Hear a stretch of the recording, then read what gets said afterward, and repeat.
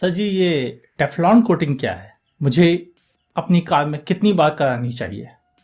और anti rust coating, under body coating, क्या ये मेरी कार के लिए फ़ायदेमंद है?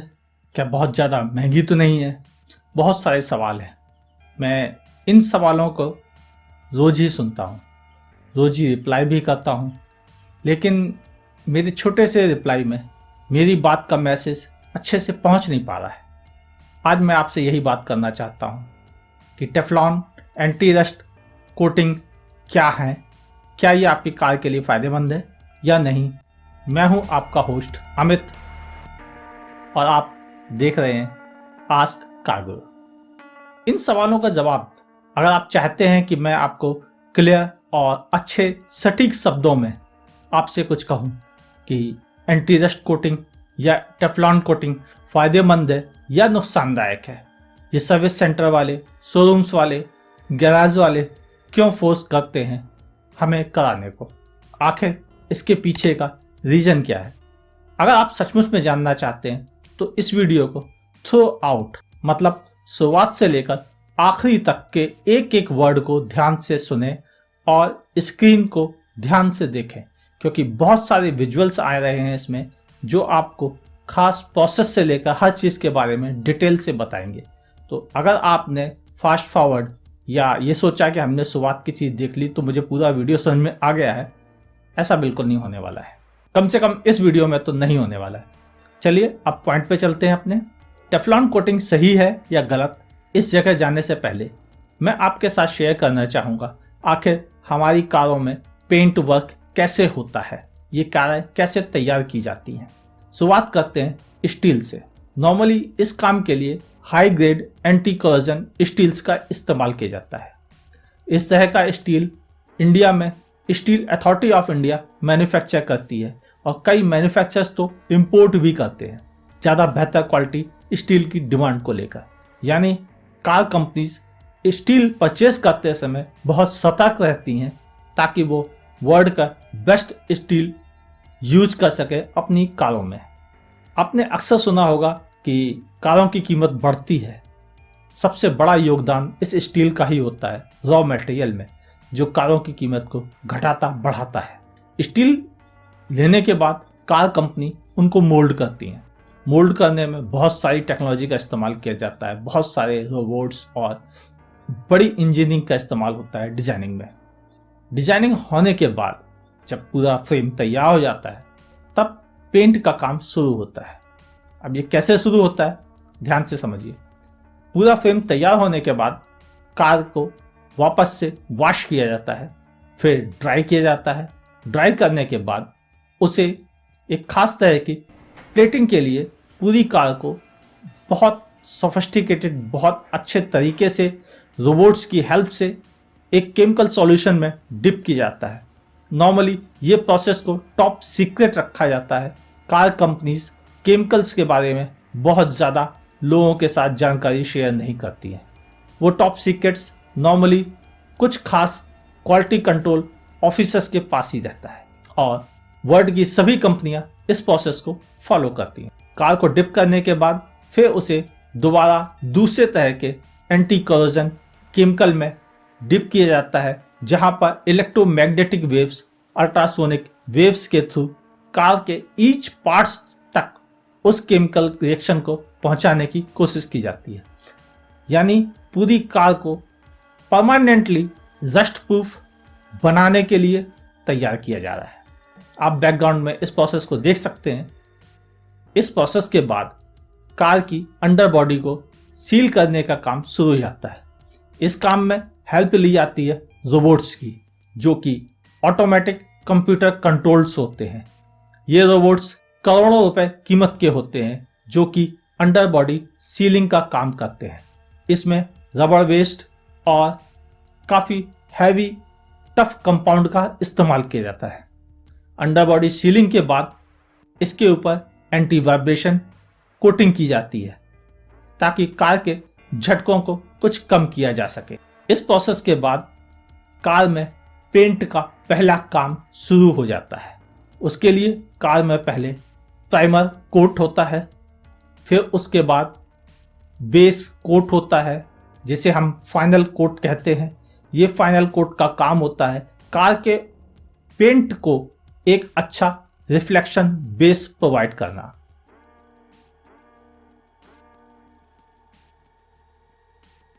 इस प्रोसेस के बाद कार को ओवन बेक के लिए भेजा जाता है, जहां इन कोटिंग्स को कार के ऊपर हीट प्रोसेस द्वारा जमाने का काम होता है ताकि ये कोट परमानेंट बना रहे। अभी तक पेंट का प्रोसेस स्टार्ट ही नहीं हुआ है। पेंट का काम कंप्लीटली कंप्यूटर कंट्रोल्ड रोबोट्स से किया जाता है। ये रोबोट्स पेंट के पहले बेस कोट देते हैं, फिर उसके बाद minor coat, then main paint, फिर मेन पेंट का next coat, then reflection coat किया जाता है। इस तरह से एक दो नहीं, पूरे 5 पेंट के कोट किए जाते हैं। कुछ कंपनीज ये कोट 7 तक ले जाती हैं, जिनमें लास्ट कोट ग्लॉस फिनिश का होता है, जिसमें कि रिफ्लेक्शन ज़्यादा हो, इस काम के लिए इसका इस्तेमाल किया जाता है।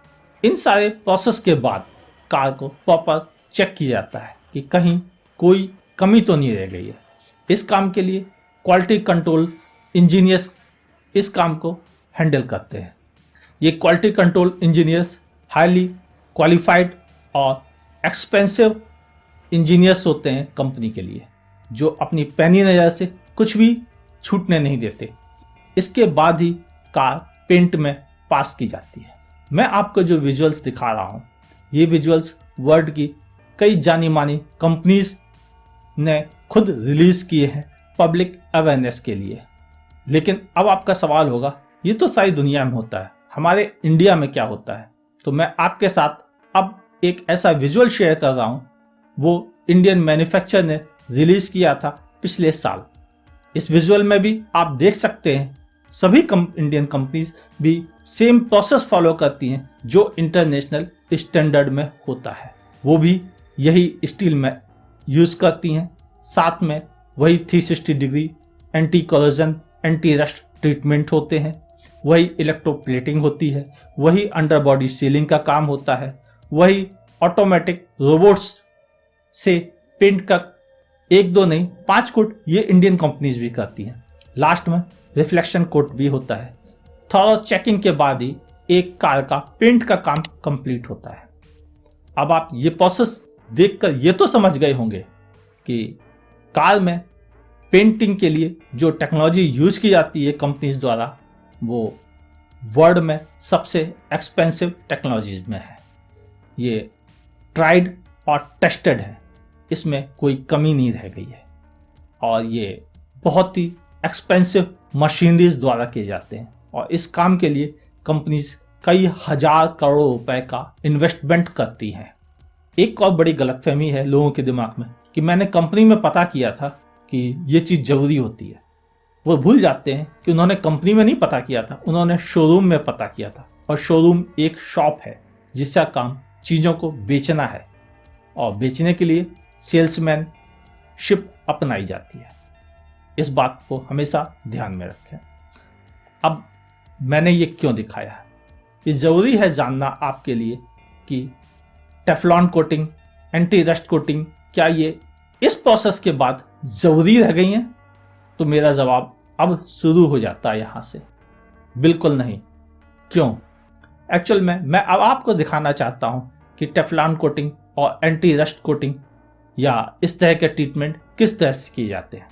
नॉर्मल सर्विस सेंटर्स में आपके गाड़ी धोने वाले लोग इस काम को शुरुआत करते हैं।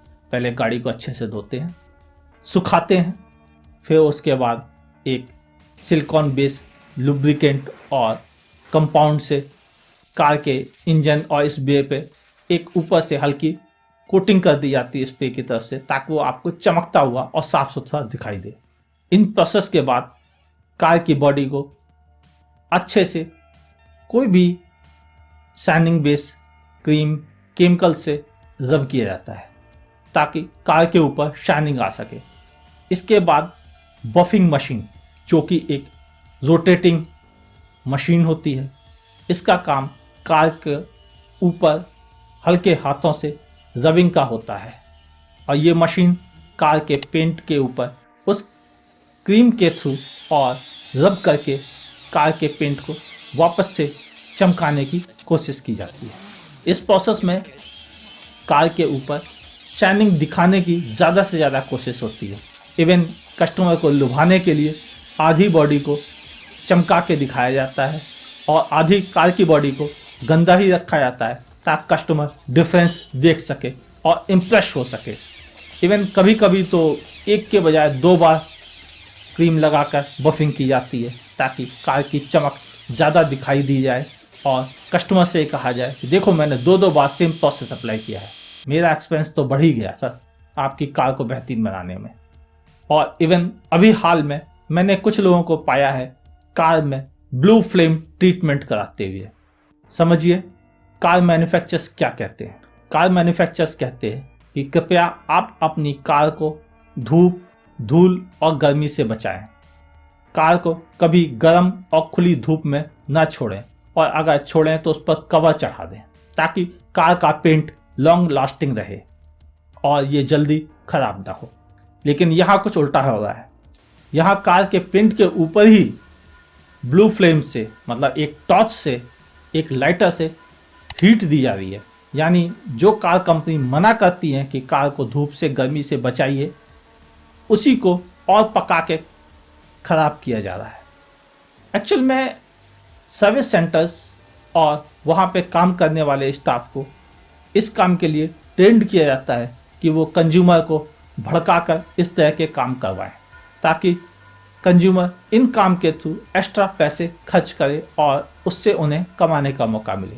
1-2 सर्विस सेंटर्स से मेरी बात हुई थी इस बारे में कई साल पहले, तो उन्होंने कहा था हाँ ये सच है कि हमको कई बार मना किया जाता है कंपनी की तरफ से कि ये काम ना किया जाए, लेकिन हम भी क्या करें, हमें अपने खर्चे निकालने हैं तो कस्टमर से ऐसे ही निकालने पड़ते हैं।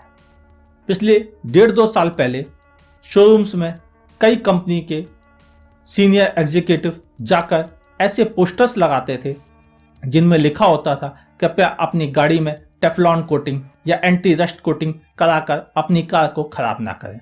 ये कस्टमर अवेयरनेस के लिए कंपनी के बड़े बड़े एग्जीक्यूटिव सभी शोरूम्स में जाकर ये पोस्टर्स लगाते थे कस्टमर को गाइड करने के लिए। लेकिन उन कंपनीज के एम्प्लॉयज़ के जाने के बाद शोरूम्स के एम्प्लॉयज़ इन पोस्टर्स को फाड़ के फेंक देते थे क्योंकि उनके कमाने का जरिया बंद हो रहा था। सच्चाई यही है। ये एक तरह का कस्टमर के साथ किया गया धोखा ही है जिसमें कस्टमर को मिसगाइड करके, उसकी कार की क्वालिटी से छेड़छाड़ करके सिर्फ अपने पैसे बनाने के लिए ये वर्क किया जा रहा है। इस काम में 100-200 रुपए से लेकर 400 रुपए कीमत वाली सस्ती क्वालिटी के केमिकल बेस क्रीम का इस्तेमाल होता है और एक 3000 से लेकर 12,000 रुपए की बफिंग मशीन का इस्तेमाल होता है। इसके अलावा और कोई बड़ी हाई टेक्नोलॉजी ग्रेड का इस्तेमाल नहीं किया जाता है। आप इस प्रोसेस को देख रहे होंगे तो आप समझ में आ गया होगा कि एक्चुअल में ये कितने highly trend so called professional द्वारा किया जाता है। मेरा सिर्फ इस वीडियो का मकसद आप लोगों को जागृत करना था कि ये टेफ्लॉन कोटिंग और ये सारे ट्रीटमेंट जो कार की सेल होने के बाद किए जाते हैं इनका कोई यूज नहीं है। ये सिर्फ और सिर्फ कार के पेंट को डैमेज करने का काम कर। इससे बेहतर है कि आप कार की सफाई रखें, उस पर गंदगी जमने ना दें, समय समय पर उसकी धुलाई करें और 1-2 साल में एक बार नॉर्मल रबिंग कंपाउंड से कार के ऊपर कोई अगर लेयर जम रही है या कोई रिफ्लेक्शन की वजह से कार का कलर खराब हो रहा है तो आप रबिंग कर सकते हैं, लेकिन किसी तरह का और कोट कार पे ना किया जाए क्योंकि कार के पेंट को इससे नुकसान होता है। हाँ, मुझे मालूम है कई कमेंट्स में कुछ निगेटिविटी के साथ आएंगे मेरे पास क्योंकि इस तरह के प्रोफेशनल्स जिनके बारे में मैं बात कर रहा हूँ वो नाराज तो होंगे और ऐसे कमेंट को मैं एक्सपेक्ट भी करता हूँ।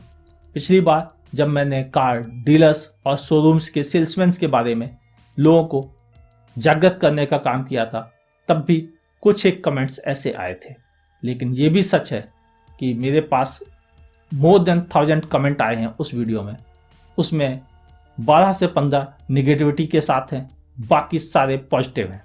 और मोर देन 40 लोगों ने बताया है कि उन्होंने कितना पैसा बचाया है इस सलाह के बाद। कुल मिलाकर लोगों को फ़ायदा हुआ, मेरा यही पर्पज है।